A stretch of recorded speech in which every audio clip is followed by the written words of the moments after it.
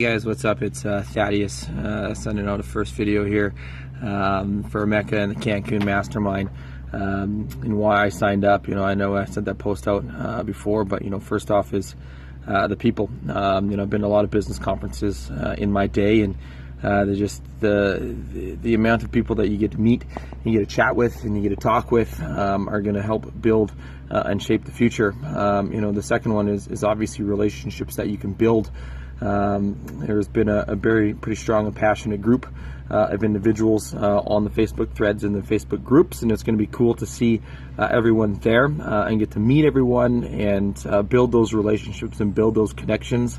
Tequila, well, that's another good one there.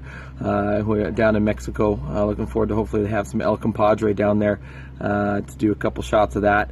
But I'm out here on vacation right now, actually just working on my normal business as well as the Kindle business, and did my revenue report for the month of July, and only earning $170 a month off of 2 books right now. After starting 2 months ago, was extremely humbled, or 3 months ago, extremely humbled by this, thinking that I would crush it with a couple books, and realizing that you don't know it all, and having to be able to meet everyone and get that information from everyone is going to be a key thing to be able to leverage this.